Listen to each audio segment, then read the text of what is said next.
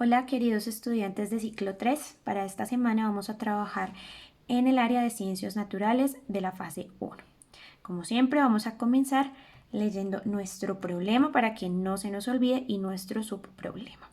El problema nos dice: Jorge, un pequeño productor, y su comunidad se encuentran en una difícil situación porque una multinacional de producción agroindustrial ha llegado a su municipio, afectando directamente la producción local y comunitaria, contaminando con fertilizantes, plaguicidas e insumos químicos sus efluentes hídricos y parte de los suelos. Los alimentos que consumen los pobladores han resultado contaminados por agentes químicos, ocasionando daños sobre la salud.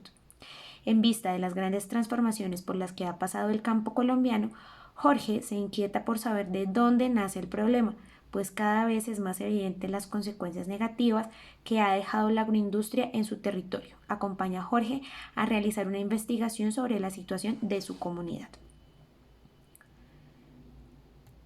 Entonces, como primera medida, vamos a analizar estas preguntas que nos dan acá. Hola, soy Jorge. Te invito a hacer un recorrido por mi parcela. Antes de ello, dejo unas preguntas para que contextualicemos y cuestionemos problemas reales en nuestros territorios.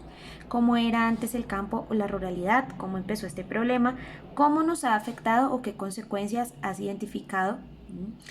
¿Qué crees que podemos hacer para mejorar esta situación-problema y cómo relacionas este tema con las ciencias naturales? Eso lo vamos a hacer como una actividad preliminar. Esto lo vamos a leer posteriormente. Mentira, los vamos a leer de una vez. Lo vamos a leer muy bien leído para pasar entonces a las actividades.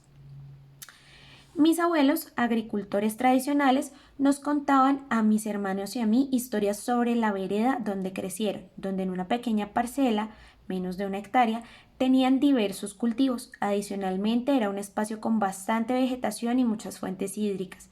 Ellos me contaban que en ese entonces el trabajo de la agricultura no requería esos venenos que ahora le aplican a todo. Resulta que investigando encontré que a partir de 1960 empezó a cambiar la forma en la que mis abuelos trabajaban la tierra, pasando de la agricultura a la agroindustria. Los expertos nos decían cómo tener más resultados en menos tiempo y sobre todo con menos trabajo. Desde entonces el territorio cambió, hay menos diversidad de flora y fauna, además de otros impactos ambientales negativos con la llegada de la agroindustria. En vista de esta situación, es a partir de los años 80 que el término agroecología surge como una respuesta ante las consecuencias negativas de la agroindustria, como la degradación de los recursos naturales. Actualmente se ha hecho más visibles las alternativas ante este modelo agroindustrial.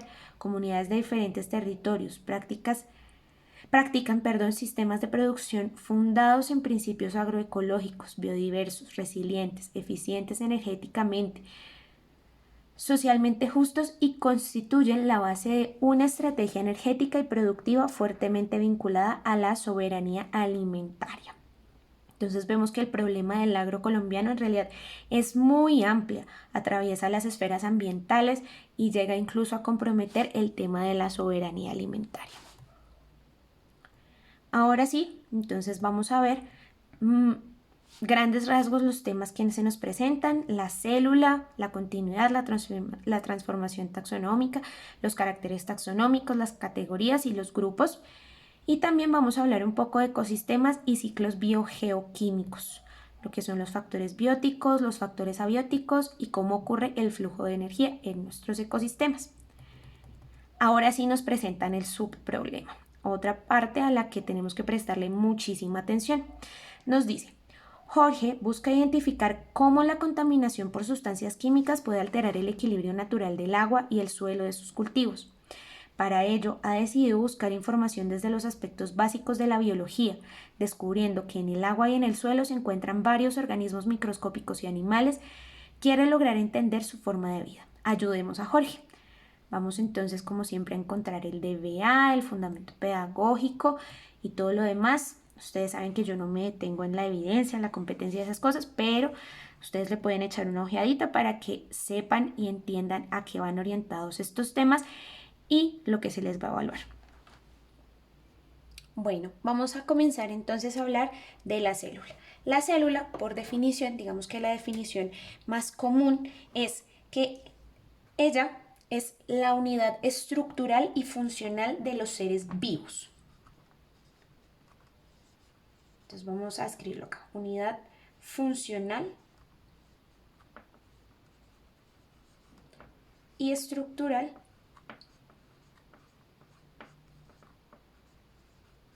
de los seres vivos.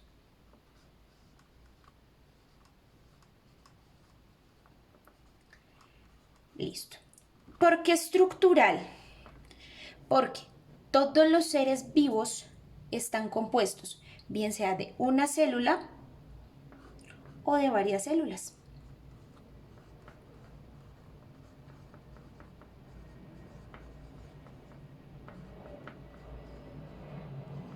¿Listo?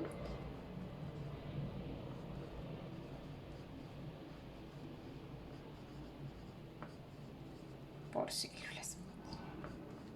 Y hablamos también de una unidad funcional porque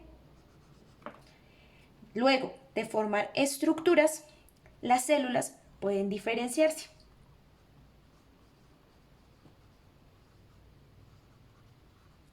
Y cumplir determinadas funciones necesarias para la vida. O sea, funciones específicas más bien. Y cumplir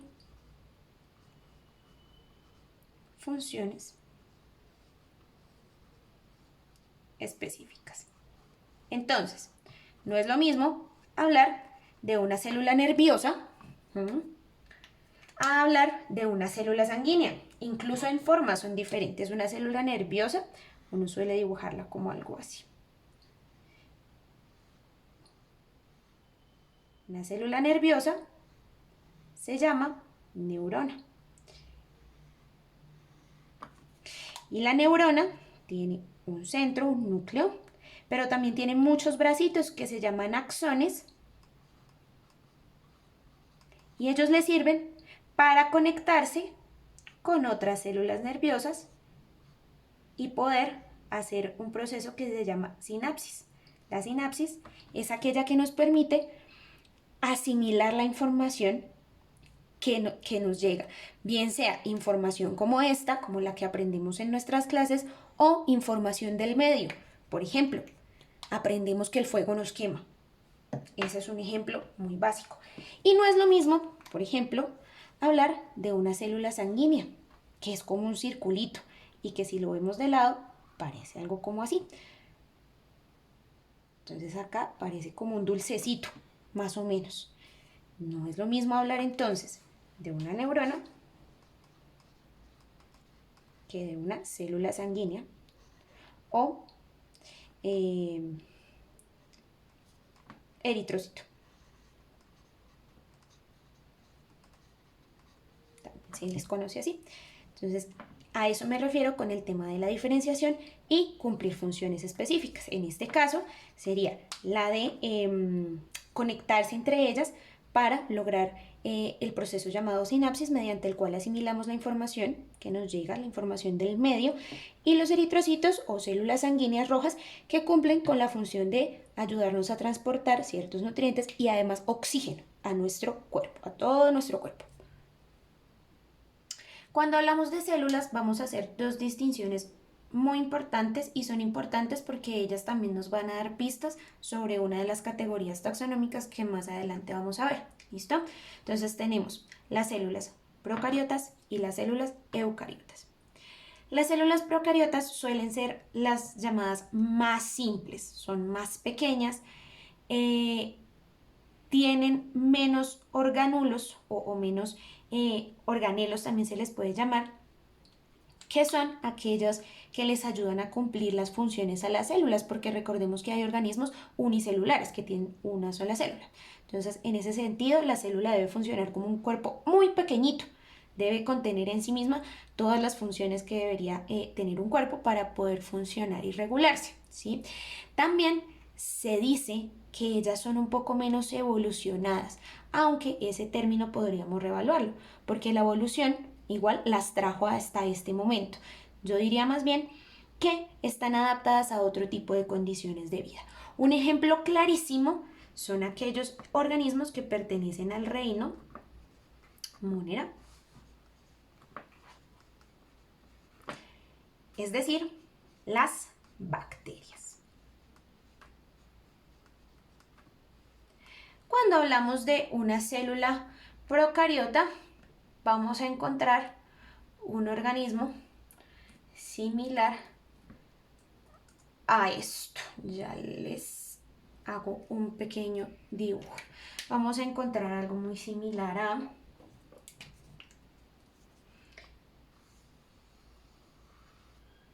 un bacilo, algo con forma alargada. Usualmente las ponen verdes porque dentro de este grupo de procariotas también están unos organismos llamados las algas verde azules. Vamos a encontrar que siempre le dibujan unos flagelos. Esos flagelos les sirven para moverse. Vamos a encontrar que les ponen algo llamado, vamos a dibujarla en otro color, la cápsula. Esta sería la pared celular, la pared, pero a la pared también la recubre una cápsula, que es aquella que le ayuda a soportar ciertas condiciones extremas. Bueno, les decía que estos son los flagelos que le ayudan a moverse. En ocasiones también, bueno, no, usualmente le dibujan también contenido acá adéntrico. Tenemos una sustancia llamada el citoplasma, que es la que contiene todos esos organelos que nos ayudan a cumplir unas funciones básicas para que esta célula sobreviva, ¿cierto?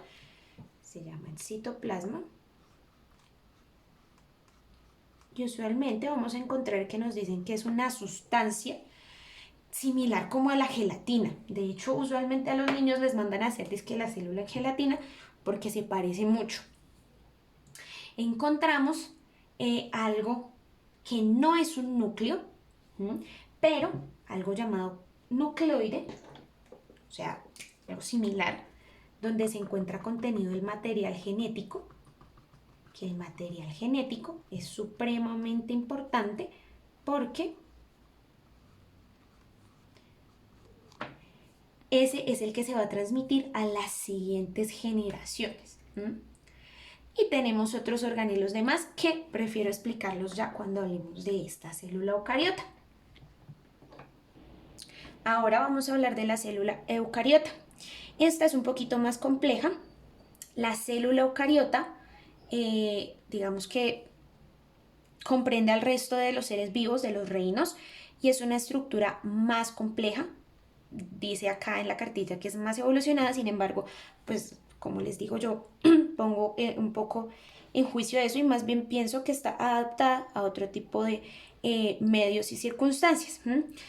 Entonces, acá pónganme mucha atención porque vamos a hablar a profundidad de lo que son los organelos. Como esta célula es más grande y debe cumplir más funciones porque debe diferenciarse, ella tiene más organelos que le ayudan a cumplir ciertas funciones. Entonces ustedes van a notar que usualmente se encuentra la célula como es algo así, un poco más redonda, más o menos. Y la característica más importante de nuestra célula eucariota es que tiene un núcleo. ¿Listo? Esa es la más importante. ¿Y por qué es la característica más importante? Porque tiene un núcleo definido, ¿cierto? Por una membrana y allí vamos a encontrar entonces el material genético.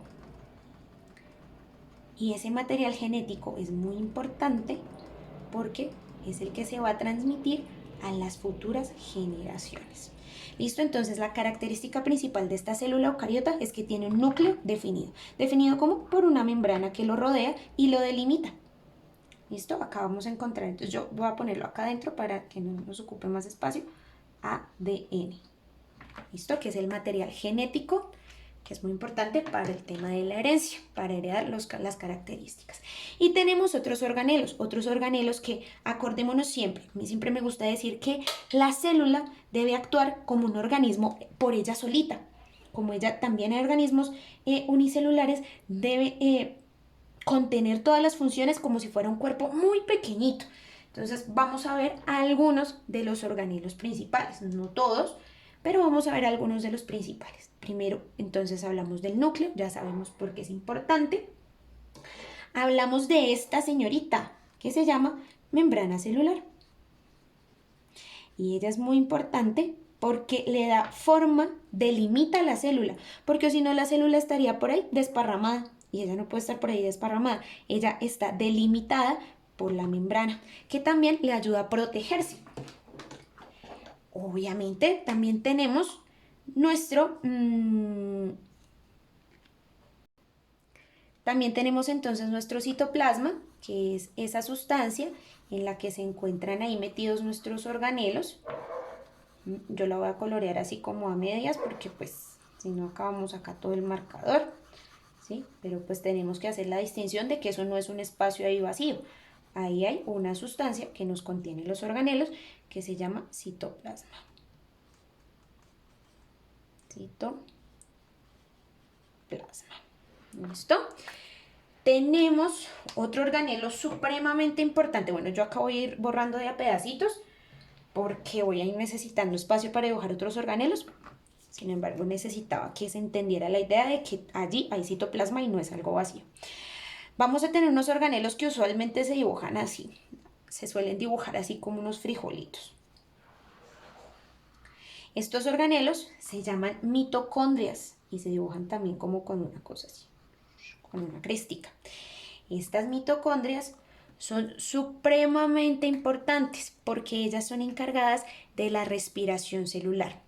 Y la respiración celular es importante por la misma razón que es importante para nosotros. En la respiración no solo intercambiamos gases, sino que obtenemos energía. Y eso es supremamente importante porque si no tenemos energía, pues no podemos funcionar. Esa es la función de la mitocondria. Son muy características por esto, porque las dibujan usualmente como un frijolito. Vamos a hablar también, por ejemplo, de unos organelos que se llaman lisosomas. Y es que en la célula usualmente cuando vemos este tema y cuando buscamos imágenes encontramos que hay un montón de, que es como un círculo con un círculo grande que es el núcleo y empiezan a haber muchas bolitas y formitas por ahí caprichosas. Entonces no nos vamos a estresar con esto. Esto usualmente lo dibujan así como si fuera una ampollita.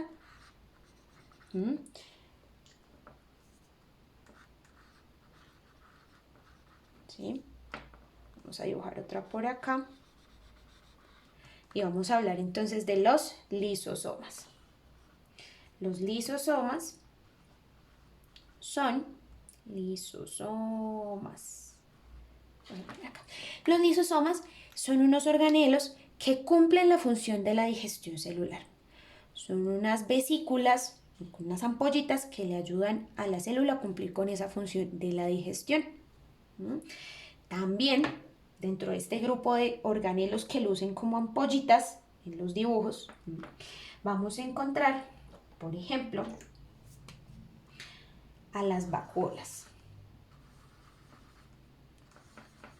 Las vacuolas se encargan de desechar aquellos productos de la digestión celular.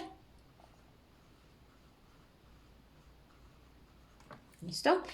Importante, si uno se alimenta y si uno obtiene algo si uno obtiene algo de afuera, pues también después de que hace el proceso de digestión, es importante que tras hacer la síntesis se pueda eliminar lo que sobre, lo que no sea aprovechable. Obviamente, si pensamos en que la célula tiene que ser como un cuerpo pequeñito, también tenemos que pensar en que ahí adentro se deben transportar las sustancias, ¿verdad? Como nos pasa a nosotros. Para este fin, voy a borrar esto acá, existe un organelo que se llama los retículos. Esos retículos usualmente se dibujan así, como una formita cerca al núcleo y en forma de acordeón.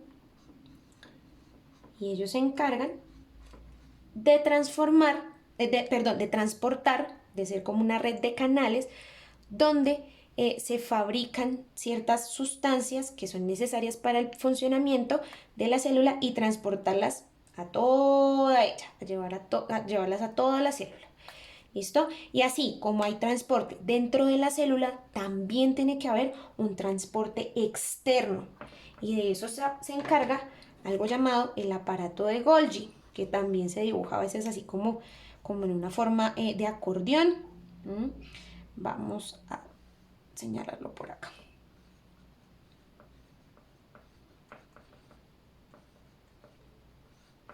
De Golgi. Y él lo que hace es que tiene una red de canales, al igual que el retículo, pero esta vez es para transportar las sustancias hacia afuera de la célula, la saca. También tenemos otros organelos, por ejemplo están los ribosomas. Vamos a dibujarlos porque esos también suelen dibujarse como con una forma simplemente ahí caprichosa, como unas bolitas. Estos ribosomas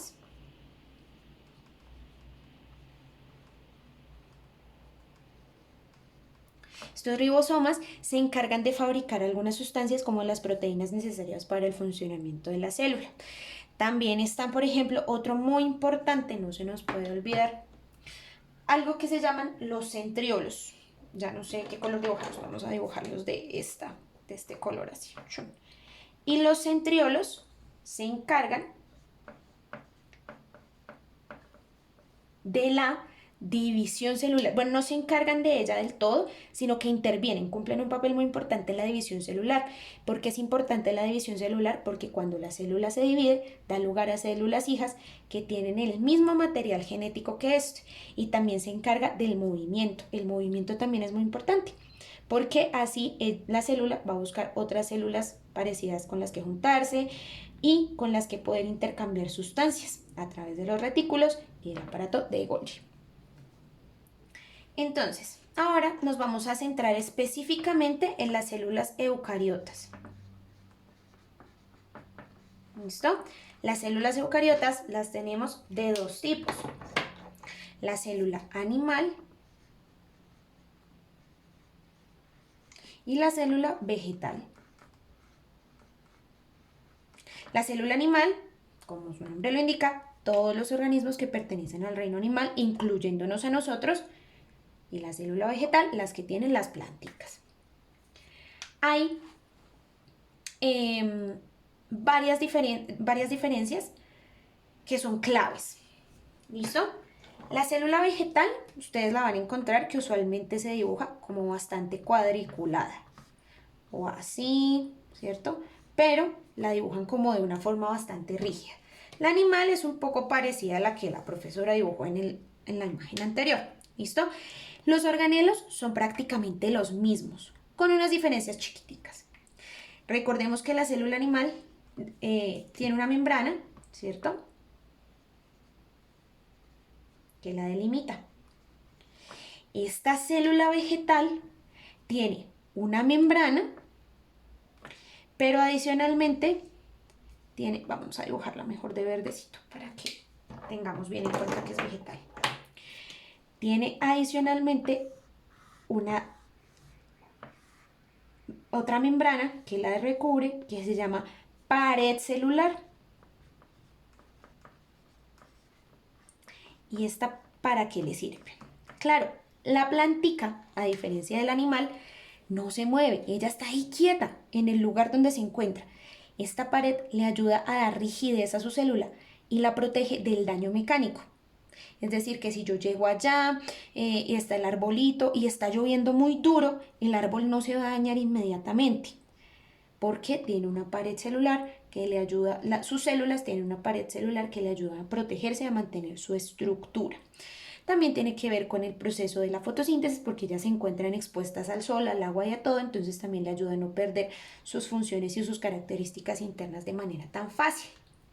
Otra característica importantísima de las células vegetales es que ya dijimos cuáles son los organelos de la célula animal, ¿cierto? Que tiene un núcleo, que tiene unas mitocondrias que parecen frijolitos, que tiene unas vesículas, ¿cierto? Un montón de organelos que son vesículas que le ayudan a transportar cosas adentro de ella misma, entre otras células, hacia afuera, ¿cierto? Y hay algo que hay otro tipo, digamos, de vesícula, de ampollita, que la célula animal no tiene, pero la célula vegetal sí, y que es supremamente importante. Y esa se llama los cloroplastos. Los cloroplastos son unas ampollitas, ¿sí?, de color verde que tienen las células vegetales y que le ayudan, primero, a darle ese color verde a las plantas y segundo, a hacer el proceso de la fotosíntesis. La fotosíntesis es el proceso mediante el cual las plantas se nutren, entonces es muy importante por eso. Claro, la planta no puede pararse a buscar un pedazo de carne para comer, ¿cierto? Ni la planta se puede parar a comerse una manzana. La planta está allí donde se encuentra siempre. Entonces ella se nutre a través de la luz solar que le llega mediante la fotosíntesis. Entonces, estos son los cloroplastos que le ayudan a la fotosíntesis, acordémonos siempre.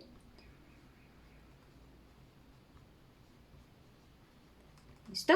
Y es ese proceso mediante el cual las plantas se nutren gracias a la luz solar. Y otra característica importante entonces que tiene que ver con este tema de los cloroplastos es que la planta va a ser autótrofa.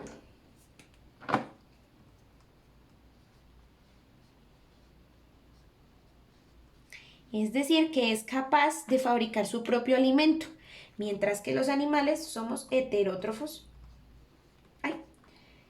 Heterótrofos. Quiere decir que nos vemos en la obligación de ir a buscar nuestro alimento en otro lugar. Otro de los temas que nos aparece en la cartilla es la taxonomía. La taxonomía es básicamente aquella que nos ayuda a clasificar a los seres vivos de acuerdo con sus características. Entonces tenemos características o caracteres, los van a encontrar ustedes en el material escrito en PDF, de varios tipos. ¿Listo? Caracteres. Vamos a tenerlos. Bueno, vamos a definir taxonomía primero. Nos ayuda a clasificar o agrupar, ¿cierto? Cuando yo clasifico, lo que hago es de algún modo formar grupitos de cosas que se parecen o agrupar a los organismos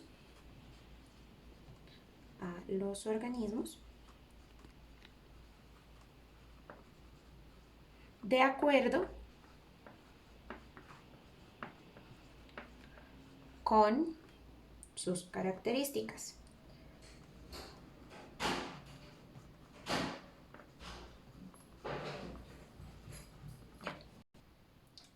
¿Características de qué tipo? Morfológico,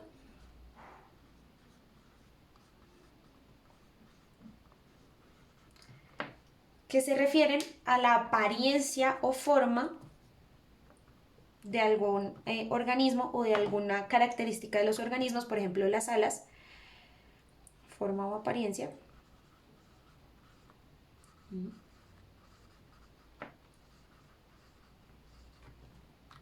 Voy a escribir solo la característica o la cosa principal para tratar de agilizar un poco. ¿Listo? También están los fisiológicos o las características fisiológicas.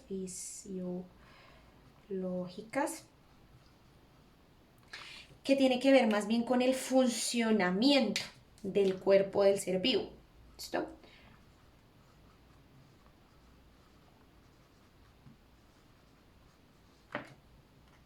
Por ejemplo, la respiración. No todos los seres vivos respiran igual. Algunos tenemos nariz, ¿cierto? Y unos pulmones que nos ayudan a hacer un proceso complejo, pero otros lo hacen a través de la piel, por ejemplo. Están los citológicos. Citológicos, que se refiere al tema de las células, a la estructura y funcionamiento de las células. Ejemplo, si es procariota o si es eucariota. Hablamos también de los caracteres o las características ecológicas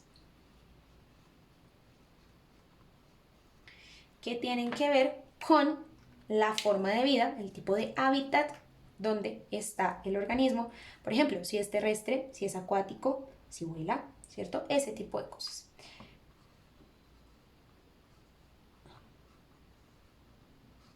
Hábitat, ¿listo? Y también tenemos los caracteres moleculares, que son, digamos que los más complejos, porque tienen en cuenta las características genéticas.